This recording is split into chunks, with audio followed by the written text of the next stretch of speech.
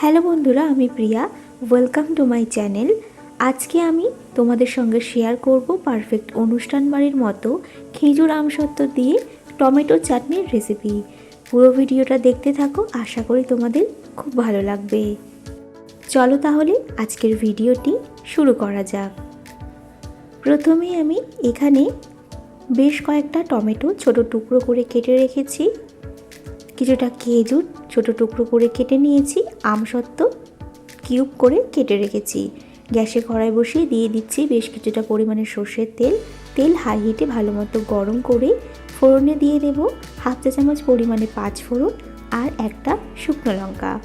ফোড়নটা হালকা ভাজা ভাজা করে নেব। ফোড়ন থেকে যখন একটা সুন্দর গন্ধ বেরোতে শুরু করবে তখন এর মধ্যে টমেটো কুচিগুলো দিয়ে দেব।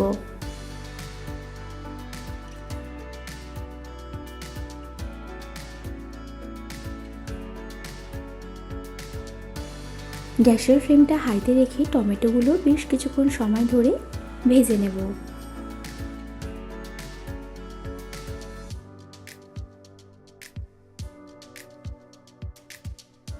এবার এর মধ্যে দিয়ে দেব পরিমাণ মতো লবণ। লবণ দেওয়ার পর খুব ভালোভাবে একবার মিশিয়ে নিয়ে ঢাকা দিয়ে বেশ কিছুক্ষণ সময় ধরে রেখে দেব, তাতে টমেটোটা ভালোভাবে সেদ্ধ হয়ে যাবে। আর এই সময় গ্যাসের ফ্লেমটা কিন্তু হাইতেই রাখতে হবে।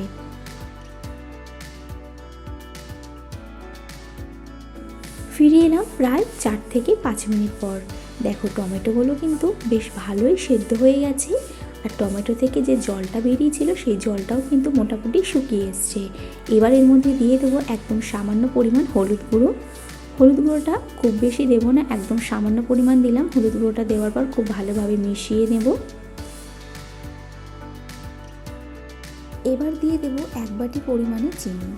মিষ্টিটা নিজেদের পছন্দ অনুযায়ী দেবে, যে যেমন মিষ্টি খেতে পছন্দ করবে সেই পরিমাণ কিন্তু তোমরা মিষ্টিটা এখানে অ্যাড করতে পারো।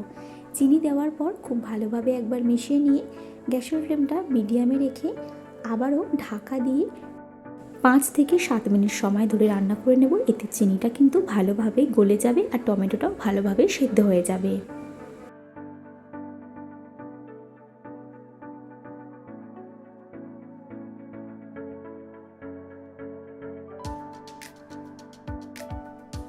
ফিরে এলাম প্রায় 7 মিনিট পর। দেখো চাটনি কিন্তু আমার একদম হয়েই এসছে, আর চিনি খুব ভালোভাবে সেদ্ধ হয়ে গেছে, টমেটো ভালোভাবে সেদ্ধ হয়ে গেছে। হালকা নাড়াচাড়া করে এবার এর মধ্যে দিয়ে দেব কেটে রাখা খেজুর আর আমসত্ত্ব।